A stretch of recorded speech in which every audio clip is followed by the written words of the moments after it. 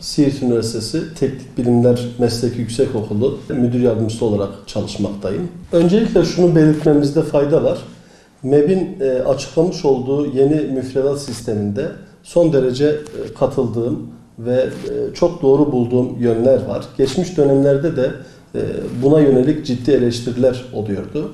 Fakat yeni bakanlık sisteminde MEB bunu dikkate alıp oldukça etkili ve böyle öğrencilere yönelik, öğrenmeye yönelik güzel bir müfredat uygulayacağını duyurdu. Öğrencilerimiz, özellikle MEB bünyesindeki öğrencilerimiz çok uzun yaz tatillerinde okul disiplininden, okul formatından dışarıya çıkmaktadırlar.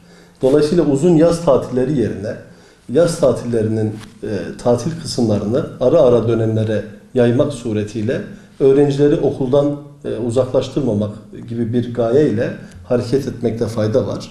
Nitekim eğitime yazın 3 ay ara veriliyor. Bu da öğrencileri eğitim, öğretim disiplininden uzaklaştırıyor. Yani ders dönemleri 10 hafta, 2 hafta tatil şeklinde 4 dönemden oluşması durumunda uzun yaz tatillerine gerek kalmayacaktır.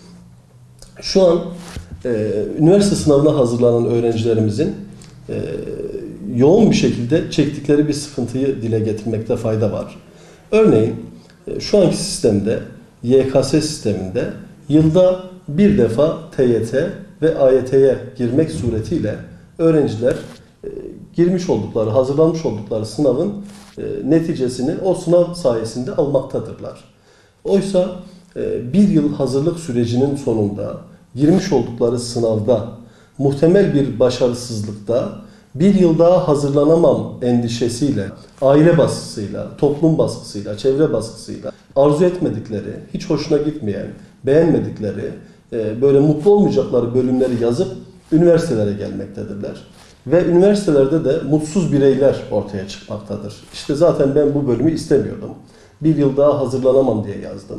Dolayısıyla ben bir daha sınava hazırlanacağım diye sınava hazırlanmaktadırlar. Dikkat edin, YKS'ye giren, sınava giren öğrencilerin büyük bir kısmı üniversiteyi kazanmış ve tekrar sınava gireyim, kendimi deneyeyim diye umut eden öğrencilerden oluşuyor.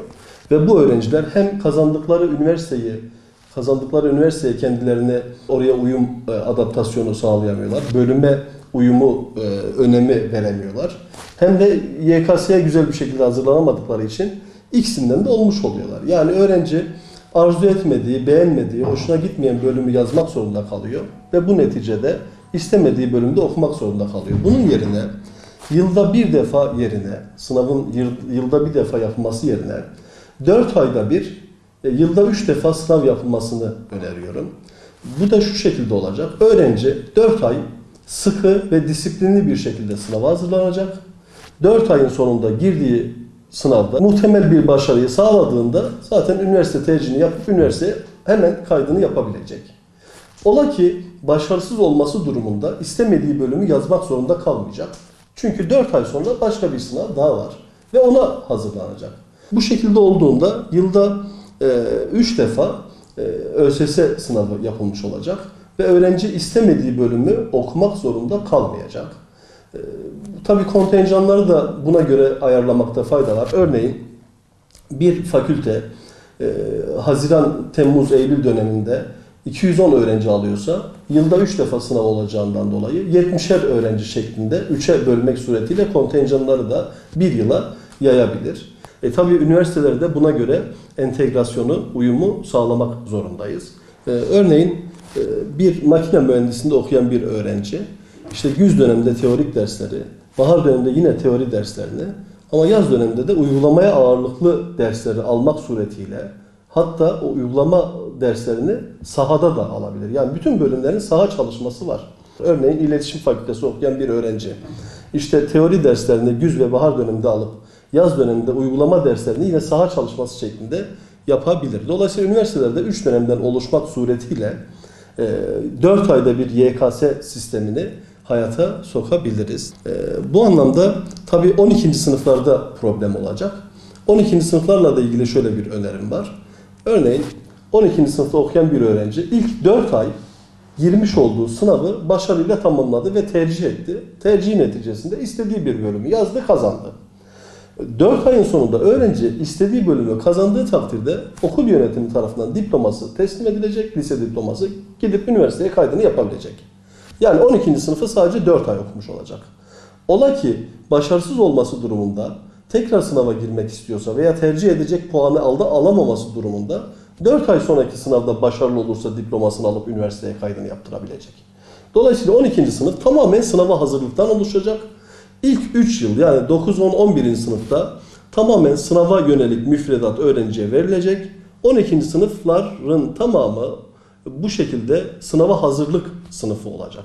Ve bu şekilde öğrenciler işte dışarıda merdiven altı diye tabir edilen dershanelere çok muhtaç kalmayacak. Bu şekilde girmesi durumunda öğrenciler üniversitelere gerçekten istedikleri bölümü yazmış olarak gidecekler. Çünkü isteyerek yazdıkları bölümler olacak. Yani ola ki sınavı kötü geçmesi durumunda 4 ay sonra da bir sınav olduğundan dolayı hiç istemediği bölümü yazmak zorunda kalmayacak. Dolayısıyla mutlu bireyler oluşacak. Mutlu öğrenciler oluşacak. Öğrenciler gerçekten tercih ettikleri bölümlerde okuyacaklar. Ve üniversiteye girer girmez de o bölümde, o bölümün en iyisi, o bölümün tam donanımlı bir bireyi olarak mezun olacak şekilde kendilerini geliştirecekler.